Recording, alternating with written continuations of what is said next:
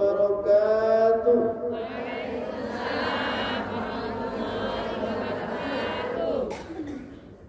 Nampaknya ramai ini. Atau karena maulid ramai? Ramai juga. Lebih ramai. Alhamdulillah. Alhamdulillahilladzi nahmaduhu wa nasta'inuhu wa nastaghfiruh wa na'udzu billahi min shururi anfusina wa min sayyiati a'malina.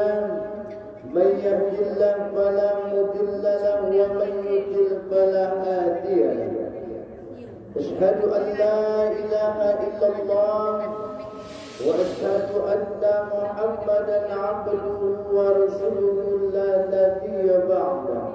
Allahumma salli wa sallim wa barik ala Muhammadin wa ala alihi wa ashabihi wa man tabi'ahu bi ihsani ila yaumiddin.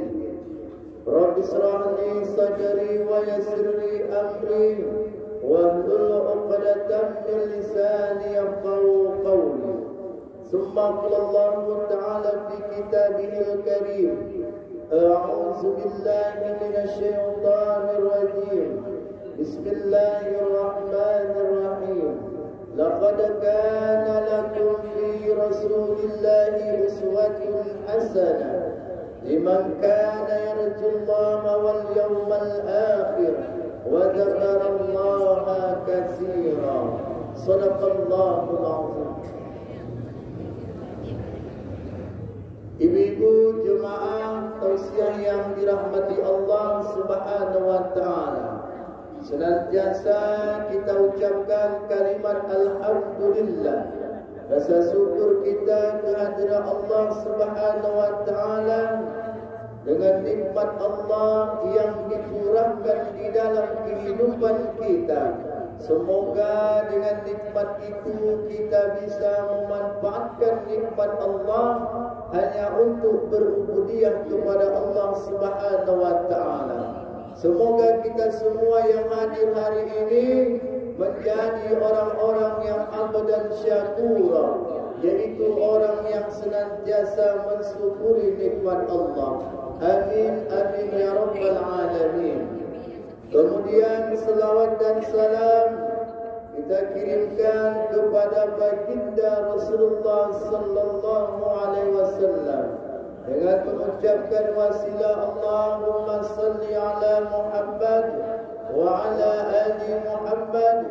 Assalamu alayka ya Rasulullah. Semoga kita yang senantiasa berselawat diberikan syafaat, dikumpulkan bersama umatnya Nabi Muhammad dan dimasukkan ke dalam surganya Allah bersama baginda Rasulullah sallallahu alaihi wasallam. Amin ya rabbal alamin. Di dalam sebuah hadis qudsi diterangkan dalam hadis itu ternyata nanti ketika yaumul qiyamah akan terjadi yang disebut lagi dengan yaumul ba'ats, di mana yaumul qiyamah manusia akan dimatikan oleh Allah semua. Makhluk-makhluk yang Allah ciptakan akan mati semua. Ketika nanti setelah yaumul qiyamah ada namanya yaumul ba'ats, di mana semua makhluk Allah baik manusia akan dibangkitkan dari kuburnya, akan dikumpulkan di yaumul mahsyar.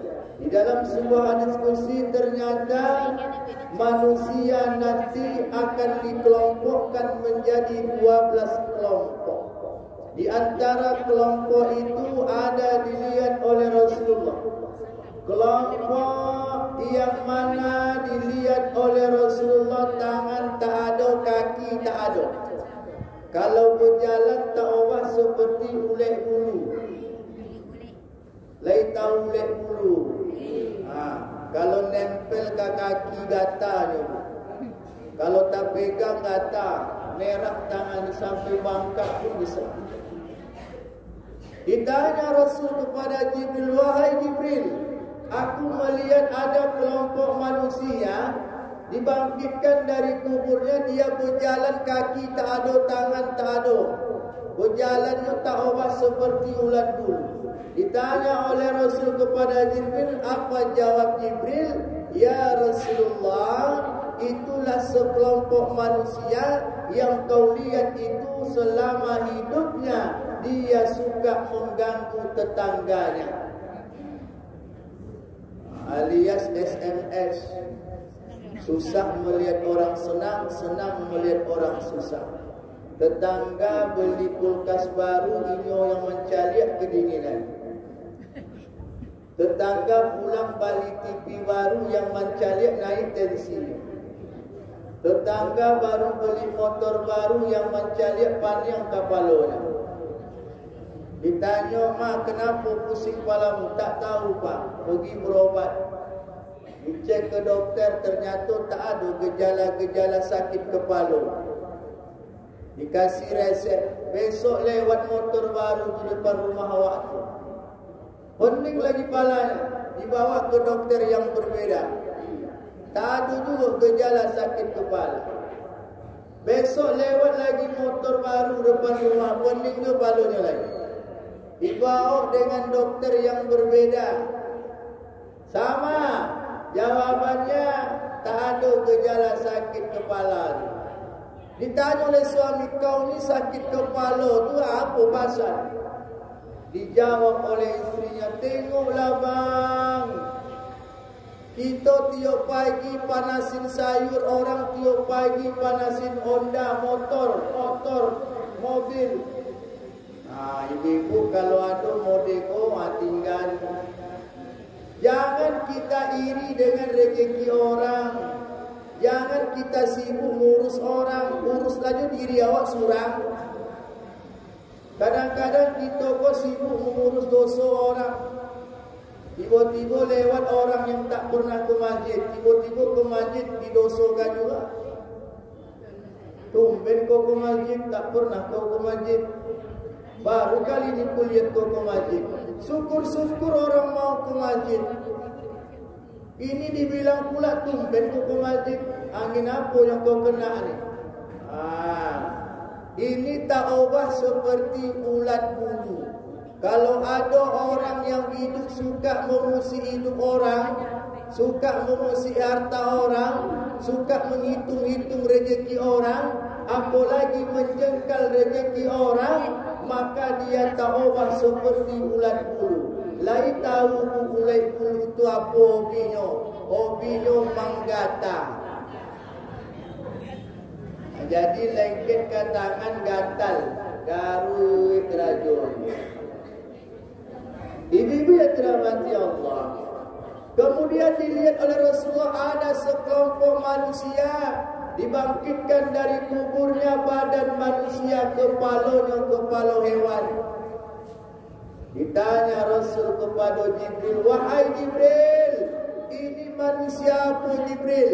Lalu Jibril menjawab, inilah sekelompok manusia selama hidup di dunia dia tak pernah solat. Ibu-ibu, Allah hinakan kepala kita kalau tak solat. Kenapa Allah hinakan kepala kita, Pak Ustaz? Kenapa tak yang lain? Karena kita bersujud kepada Allah tu yang duluan mana? Kepala. Sekarang saya tanya, orang bisa tak hidup tak pakai kepala? Tak bisa. Pakai kepala tak bisa hidup, ada kepala pun penting hidup. Kena dua-dua. Maka orang yang tak solat ibarat Allah hinakan kepalanya. Man taraka solatan muta'amidan faqad kafara jihara. Barang siapa yang meninggalkan solat dengan sengaja, maka hukumnya kafir yang nyata. Jadi solatlah. Kita ingin seperti tetangga sebelah. Tiap-tiap sebentar rezekinya mengalir. Tiap-tiap sebentar ada saja yang dia bawa pulang. Tapi kita berpikir ingin seperti itu. Apa amalannya Pak Ustaz? Amalannya adalah solat. Kalau kita jaga solat, maka Allah jaga rezeki. Makanya solatlah kita. Apalagi ke masjid, luar biasa pahala yang kita dapat. Solat tu sampai mati. Jangan tunggu mati dulu baru solat. Solat tu disolatkan. Solat itu sampai tua. Jangan tunggu tua dulu baru solat. Sama dengan artinya mau ke masjid itu sampai mati. Jangan tunggu mati dulu baru ke masjid. Sibuk cari Pak Imam. Pak Imam, tolong Pak Imam, fardu kifayahkan keluarga saya. Saya tak pandai Pak Imam. Lah mati baru cari masjid. Saya pernah jumpa orang model ini. Saya langsung saya ngomong, apa Pak? Pak Imam tolong mandikan Pak Imam karena ini keluarga ini jemaah masjid di sini Pak Imam. Saya jawab, selama ni bapak ke mana? Tak pernah nongol ke masjid. Kalau dah mati baru cari masjid. Lagi sedih segitu kan. Jangan gitulah Pak Imam. Inilah gunanya ke masjid. Jangan tunggu mati baru cari masjid. Apalagi jangan tunggu tua baru ke masjid. Orangnya Assalamualaikum warahmatullahi, dia baru depan yang menggeletek lutut tu berjalan. Pakai tongkek menggigit dia. Lah sampai ke masjid oranglah solat sunat. Macam mana? Maka solatlah agar Allah jaga rezeki kita. Jaga solat, maka Allah jaga rezeki kita. Apa rezeki yang luar biasa? Yang pertama adalah rezeki yang tidak disangka-sangka. Wa may yattaqillahu yaj'al lahu makhraja wa yarzuqhu min haitsu la yahtasib. Barang siapa yang bertakwa kepada Allah, maka Allah keluarkan dari persoalan hidup. Allah datangkan rezeki yang tidak disangka-sangka.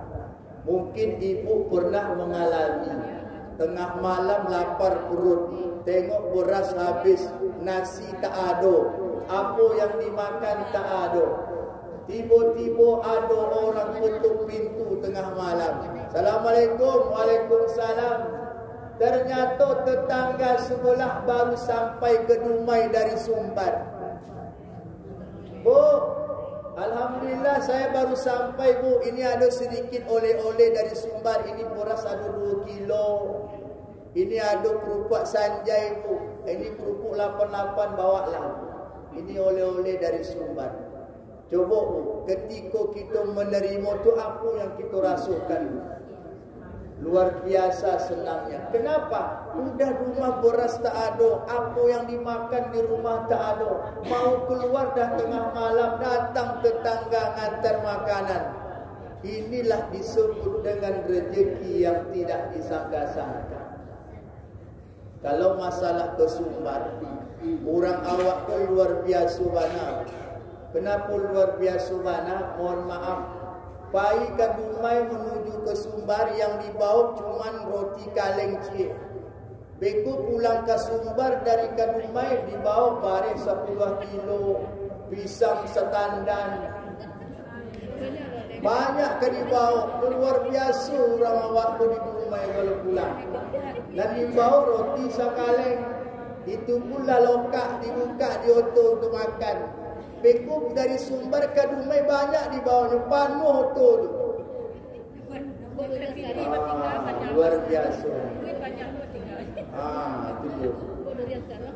Ibu-ibu yang dirahmati Allah Subhanahu wa taala, kalau kita tak mau dihinakan oleh Allah kepala kita, mulai sekarang ni jaga solat.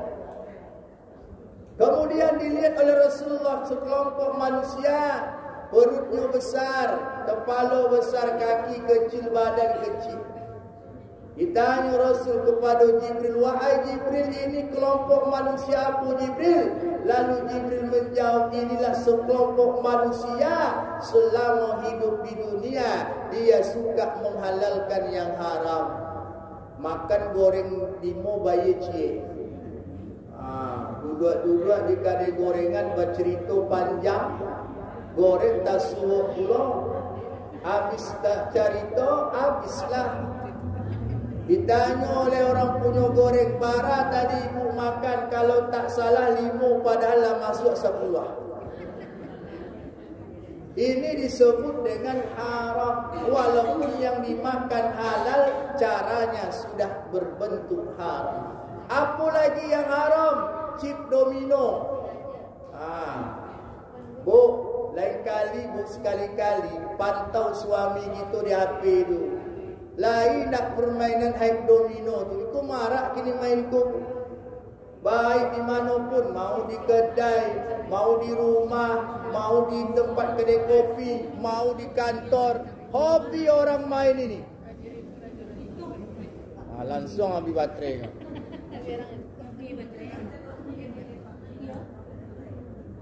Ini tolong dipantau. Pak Ustaz, hukumnya apa Pak Ustaz main tu? Sama-sama artinya mengundi nasib. Pasang 2 bi, menang 5 bi. 1 bi 60.000. Dikali 5 lah 300.000 kitinya. Baik ke konter, Pak, tolong bersihkan. Bahasanya bersihkan. Dijual diagih piti. Piti berlanjut 300.000 hasil dari mengundi nasib. Ibu tahu itu hasil dari mengundi nasib, maka dibawa balik makanan yang dimakan menjadi haram. Ini perlu diingat nih, tengok-tengok. Kemudian apa lagi yang haram? Bangkit. Saya tahu bangkit. Bang keliling. Datang ke ibu-ibu yang lagi gegana, gelisah galau merana. Bu, pinjam bu. Pinjam 300.000, bayar 10.000 satu hari selama 6 bulan. Aku keraja si bangkit. Orangnya ganteng-ganteng bu, mohon maaf. Ibu hati-hati. Dikaja-kaja untuk sebentar. Baik ke rumah, mana mak kau? Kata mak tak di rumah. Dia mak yang di rumah. Ini dikejar-kejar. Ini yang disebut dengan riba. Uang pinjam uang, bayar uangnya tak sesuai, maka jatuh riba. Ibu-ibu yang bangun rumah pinjam piti ke bank, bayar piti jatuhnya riba. Kecuali ibu-ibu mohon maaf, datang ke tukang bank, Pak bank, tolong kau bangunkan rumahku 500 juta, nanti aku yang bayar ke kamu. Dibangunnya rumah 500 juta, kita bayar ke Pak bank, maka ini tidak jatuh riba. Kenapa? Akadnya uang dengan barang. Yang jatuh riba itu adalah akadnya uang dengan uang. Makanya ada sekarang ni perumahan itu di bawah bank. Kita datang ke bank, Pak bank, tolong aku nak minta perumahan tipe ini, tolong bangunkan. Dah dibangun rumah tu dari tempat ni, kita bayar ke bank, maka tidak jatuh riba. Ibu yang kredit motor tak riba. Kenapa? Uang dengan barang. Tapi harga tak sesuai Pak Ustaz. Beli kontan 15, hitung-hitung kredit 3 tahun hampir 35 juta. Siapa suruh beli kredit? Salah siapa? Ni saya tanya bu, motor tu gunanya untuk apa? Untuk kebutuhan hidup atau gaya hidup? Kalau ibu untuk gaya hidup, kredit lah. Tetangga beli Nimek, awak nak Nimek pula. PT 5 juta ber-DP pula. Orang sebelah beli kontan, kita nak ber-DP kredit. Selesai. Kalau lah datang tanggal 1, terfikir nak bayar kreditnya. Ini salah siapa? Jadi makanya ibu-ibu yang dirahmati Allah, jauhi yang haram. Kemudian dilihat oleh Rasulullah sekelompok manusia badannya bercahaya, wajahnya bercahaya, senyumnya merona, jalannya ibarat seperti orang beribadah. Siapa dia? Itulah umat Nabi Muhammad. Kata Rasulullah, pasti itu umatku yang senantiasa berselawat kepadaku, yang senantiasa membuktikan rasa cintanya kepadaku dan rajin beribadah kepada Allah. Aku tak bertanya ni lagi Jibril, ku bawa mereka, ku kumpulkan mereka, karena itu adalah umatku. Ku masukkan mereka ke dalam surganya Allah Subhanahu wa ta'ala. Ibu-ibu yang dirahmati Allah, Iko baru iklan lah 20 minit. Lu isi lah. Isi tak usah panjang-panjang. Karena kalau panjang Iko acara makan lah setengah jam pula. Maghrib ini jam 6 lima balik, jam 6.10 pula. Nanti lama-lama isinya Iko nak barisi pula kampung tanah. Ibu-ibu yang dirahmati Allah Subhanahu wa ta'ala, hari ini ibu-ibu hadir di sini untuk memperingati Maulid Nabi Muhammad sallallahu alaihi wasallam.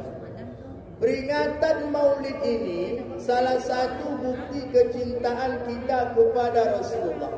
Pak Ustaz, ada yang bilang Maulid ini bid'ah karena Nabi tak pernah buat. Sekarang saya utarakan 3 pendapat. Pendapat pertama, pernah sahabat datang ke rumah Rasulullah. Ketika itu sahabat melihat Rasulullah lain daripada yang lain. Ditanya, ya Rasulullah, kulihat engkau hari ini kok tampil beda. Bersih-bersih rumah, engkau tampil beda. Kata sahabat, dijawab oleh Rasulullah, wahai sahabat, hari ini kan hari Senin. Di mana hari Senin itu salah satunya hari di mana aku dilahirkan. Maka di hari Senin ini juga aku berpuasa sunnah. Ini pendapat pertama. Jadi makanya Nabi ternyata pernah membuat maulidnya sendiri dengan berpuasa sunnah, dengan bersih-bersih rumah, dengan hal-hal yang bermanfaat. Nih, ibu-ibu, kalau ibu-ibu jatuh hari maulidnya, buatlah seperti yang dianjurkan oleh Rasulullah. Apa? Buatlah dengan cara beribadah. Undang orang makan ke rumah, anak yatim santuni, ibadah. Jangan kayak ala barat pula, beli kue 1 tingkat, 2 tingkat, 3 tingkat, pasang lilin mengalahkan lilin obor Pertamina. Menyanyi pula hidup kaset, happy birthday to you. Embus, datang suami, ma, mintalah apa yang kau nak minta. Aku di depan lilin berdoa nak minta mobil Pak Jero baru. Minta mobil Pak Jero pula. Besok-besok suaminya pulak lagi yang ulang tahun yang 9. Happy birthday to you. Datang istrinya, Pak, berdoalah apa yang mau diminta. Aku untuk tahun besok aku nak minta bini baru. Selesai sudah. Ini merupakan tradisi Majusi. Orang yang menyembah api dalam Islam disebut Majusi. Apakah masih ada kelompok itu? Masih. Jangankan Majusi, Bu. Orang ateis masih banyak di Indonesia. Ateis itu apa, Pak Ustaz? Orang yang tak bertuhan. Kalau ada orang yang tak bertuhan berarti dia tidak ada agama. Di mana kita jumpa orang Majusi ni, Pak? Banyaknya di daerah Jepang. Siang sembah matahari, malam dia sembah api. Diungguknya kayu-kayu tu dibakar, dikelilinginya api, disembah. Ini tradisi kelompok agama Majusi. Ini ibu-ibu, kalau nak buat milad seperti ini, berarti ibu termasuk golongan orang Majusi. Man tasabbaha biqaumin fahuwa minhum. Barang siapa yang menyerupai suatu kaum, maka dia termasuk dari kaum itu. Pendapat kedua, Abu Lahab. Tahu Abu Lahab? Kita pernah dengar ceritanya? Pernah. Abu Lahab, sehingga dikekalkan namanya di dalam Al-Quran, diabadikan oleh Allah dalam Al-Quran surat Al-Lahab karena kebinasaan Abu Lahab. Tetapi Abu Lahab ternyata di hari Senin dia diringankan siksaan oleh Allah. Kenapa Pak Ustaz? Karena dia senang atas kelahiran Nabi Muhammad sallallahu alaihi wasallam. Abu Lahab saja yang sekejam-kejam itu, yang ingin membunuh Nabi, dia senang atas kelahiran ponakannya. Nabi itu ponakannya. Senang dia di hari Senin atas kelahirannya. Maka di hari Senin siksaan Abu Lahab di dalam kubur diringankan oleh Allah Subhanahu wa taala. Pendapat ketiga, pernah seorang jamaah datang kepada seorang Habib. Habib ini bu, dia ini keturunan Rasulullah. Keturunan Rasulullah. Datang seorang jamaah bertanya dengan seorang Habib. Apa kata jamaah? Wahai Habib, mana dalil maulid Nabi? Apa kata si Habib? Wahai saudaraku, aku tidak butuh dalil untuk mencintai Rasulku, karena Rasulku tidak pernah meminta syarat untuk mencintaiku. Langsung terdiam jemaah. Ini 3 pendapat. Jadi maknanya kalau ada yang bilang bid'ah, ad-bid'ah ad-dolalah finnar, maka ini berhati-hatilah. Kita memperingati maulid ini salah satu membuktikan rasa cinta kita kepada baginda Rasulullah sallallahu alaihi wasallam. Maka yang pertama, bukti rasa cinta kita kepada Rasulullah dengan memperingati maulidnya. Kemudian yang kedua, dengan senantiasa mengenal sejarah kehidupan Rasulullah. Bu, ibu-ibu harus hafal, harus tahu, harus mengerti. Kapan Nabi lahir, siapa nama bapaknya, siapa nama maknya, siapa nama pamannya, siapa nama kakeknya, tanggal berapa Nabi lahir, di mana dia lahir, kapan diangkat menjadi Rasul, kapan dia menikah, umur berapa, siapa nama anak-anak Nabi, harus tahu.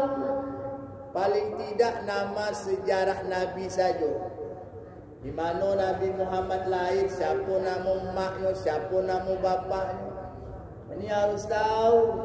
Jangan sampai nanti ibu anak banyak PR ditanya dengan ibu. Mak, ini apa dah beragama, Mak? Siapa nama seseorang yang menyusui Nabi Muhammad di waktu kecil? Datang maknya. Kalau tak salah Siti Aminah. Enggak, Mak. Ditanya lah, pergilah tanya sama bapakmu, tanya sama bapak. Pak, siapa nama yang menyusui Nabi Muhammad ketika kecil? Mikir bapaknya. Aku pun tak tahu juga ni. Akhirnya ambil HP, buka Google. Tunggu sekejap dibuka, barulah ketemu Halimah Tusadiyah. Ditanya dengan anak, berarti bapak selama ni tak tahu ya? Apa kata maknya? Bapak aku tu tak pernah sekolah tu. Sekolah datang juga tapi tak pernah masuk. Ini dia. Jadi jangan sampai kita kalah. dengan anak-anak kita hari ini kita harus tahu. Jadi kalau saya dulu Bu, pernah waktu saya ngaji di MDA, itu diajarin, yo kau kalau ingin cepat dapat, cepat hafal nama-nama Nabi dan juga silsilah kehidupannya, kapan dia lahir, kapan dia meninggal, itu ada lagunya. Siapa nama ayahnya, siapa nama ibunya, ada lagunya. Bagaimana lagunya begini? Pada zaman dahulu kala, pada zaman jahiliyah, hiduplah seorang nabi yang terakhir dan mulia. Nabi Muhammad namanya, Siti Aminah ibunya, Abdullah nama ayahnya, di Mekah tempat lahirnya. Setelah dewasa diangkat menjadi Rasul oleh Allah yang kuasa, pencipta alam semesta. Apa lagunya Bu? Ini ibu-ibu yang mau rebana bagus nih. Pada zaman dahulu kala tuntak-tuntak, pada zaman jahiliyah tuntak-tuntak. Jangan tahunya lagu-lagu yang tak bermanfaat. Begitu sulit lupakan dia. Apa ni lagu? Orangnya aja bahaya nengoknya. Hari ini Raihan, besok si Iqbal, besok si Andi pula lagi. Banyak betul begitu sulit ya. Ini tak bermanfaat. Coba ibu-ibu di rumah, ini pula anak-anak kita yang hafal. Di mana-mana saya pergi ngajar sana itu juga begitu sulit lupakan dia. Itu lagunya. Masya Allah. Coba kita Bu besok nih mulai hari ini pantau tubuh anak kita tu. Kenapa hari ini anak-anak lebih cepat nangkap persoalan-persoalan itu melalui lagu. Coba kalau di rumah itu sekali-kali Bu, atau tiap hari pun boleh, hidupkanlah lagu 10 malaikat, hidupkanlah lagu 25 nabi, hidupkanlah lagu nama-nama sifat-sifat wajib bagi Allah. Coba Bu, mohon maaf ibu-ibu, kalau anak kita hari ini rajin ke masjid, jangan disuruh pulang Bu. Walaupun dia main berkeliling, lari sana, lari sini, biarkan. Kenapa Pak Ustaz? Ada manfaatnya. Anak saya baru umur 4 tahun kurang, 4 tahun lebih. Yang anak nomor 2. Jadi di situ saya kebetulan kan imam juga di Masjid Darul Hikmah. Jadi setiap malam Jumat baca Yasin. Anak saya tu ngikut Bu. Diejeknya saya Bu. Di rumah dia jadi astagfirullahalazim katanya. Gitu pun depan saya astagfirullah. Saya biarkan. Astaghfirullahalazim allazi la ilaha illa huwal hayyul qayyum wa atubu ilaih. Pasih pula tu. Habis gitu kan katanya kan. Yasin. Ejeknya Bu. Tapi saya biarkan. Kenapa Pak Ustaz? Karena anak kalau dilatih ke masjid, inilah manfaatnya. Jadi ibu-ibu kalau rajin ke masjid, apa yang dibaca oleh imam itu pasti kita hafal. Ternyata belajar itu bukan membaca, bukan menulis, tapi mengamati dan mendengarkan, itu belajar. Itu yang lebih hebat, lebih cepat pembelajaran pada diri si anak. Ini mohon maaf, baru viral lagu itu dah kenal semua orang. Dipanggil pula dapat duit lagi orang itu. Luar biasa. Ibu-ibu yang dirahmati Allah. Maka yang kedua adalah bagaimana cara membuktikan rasa cinta kita kepada baginda Rasulullah dengan cara mengenal sejarah kehidupannya. Kemudian yang terakhir, yang ketiga, bagaimana cara kita mencintai Rasulullah? Yang ketiga, dengan senantiasa berselawat. Kata Nabi, barang siapa yang berselawat 1 kali, maka Allah balas 10 kali berselawat. Kalau 10 kali kita berselawat, berapa kali Allah balas, Bu? 100. Kalau 100 kali 1000. Kalau 1000 kali 100.000. 10.000 terus 1000. 10.000. Sanggup enggak, Bu, selawat 10.000? Habis diam semua. Tak sanggup, Pak Ustaz. Maka barang siapa yang 1 kali berselawat, maka Allah 10 kali membalas selawat. 1 kali kita berselawat, yang kedua, Allah akan ampunkan 10 dosa. 10 kali 100 dosa. 100 kali 1000 dosa Allah ampunkan. Ketiga, barang siapa yang berselawat kepada Rasulullah 1 kali, maka Allah angkat hidupnya 10 derajat kehidupan. Derajat kehidupan itu apa, Pak Ustaz? Berkah umur, berkah usia, berkah rezeki, berkah harta, berkah hidup. Berkah inilah yang diangkat oleh Allah sehingga hidup kita tidak pernah jauh dari keberkahan. Maka selawat itu banyak. Tadi itu saya tengok Ibu Haji Hasnati berselawat. Banyak selawat tu. Sallallahu ala Muhammad, selawat. Ya Nabi salam alaika, selawat. Tola'al badru alaina, selawat. Salatu wassalamullah fi ala Toha Rasulillah, selawat. Ya Habibi salam alaika, selawat juga. Ya Rabbi bil Mustafa bali maqasidana waghfir lana ma madu ya wasi'al karami, selawat. Maka jangan sampai kita lupa berselawat. Maka ibu-ibu yang dirahmati Allah, ada 3 bukti kecintaan kita dalam peringatan hari ini. Yang pertama, memperingati Maulid Nabi. Yang kedua, dengan senantiasa mengenal sejarah kehidupan Rasulullah. Dan yang ketiga, dengan senantiasa berselawat. Maka tausiah peringatan Maulid kali ini kita cukupkan sampai di sini. Sebelum kita tutup, mari kita berselawat. Sallallahu ala Muhammad, sallallahu alaihi wasallam, sallallahu ala Muhammad, sallallahu alaihi wasallam. Sebelum kita tutup, marilah kita bermunajat kepada Allah. Semoga apa yang kita lakukan hari ini, peringatan Maulid kali ini, menjadi iktibar dalam kehidupan kita untuk mencintai Rasulullah sallallahu alaihi wasallam. A'udzubillahi minasyaitonir rajim.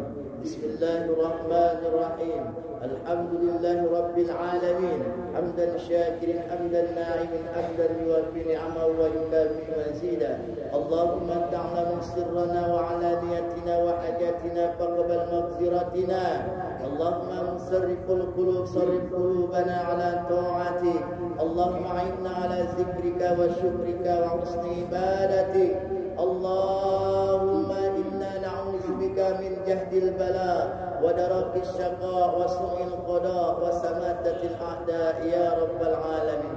Rabbana atina fid dunya hasanah wa fil akhirati hasanah wa qina adzabannar walhamdulillahi rabbil alamin. Demikian tausiah ini. Mari kita ambil keteladanan Rasulullah dalam kehidupan kita. Laqad kana lakum fi Rasulillahi uswatun hasanah liman kana yarjullaha wal yawmal akhir wa dzakarallaha katsira. Sungguh telah ada suri tauladan Rasul yang baik bagimu, bagi orang-orang yang mengharapkan rahmat Allah, bagi orang-orang yang mengharapkan datangnya hari kiamat, dan orang-orang yang banyak mengingat Allah. Demikian tausiah ini, semoga bermanfaat. Lebih dan kurang mohon dimaafkan. Wabillahi taufiq wal hidayah. Assalamualaikum warahmatullahi wabarakatuh. Waalaikumsalam.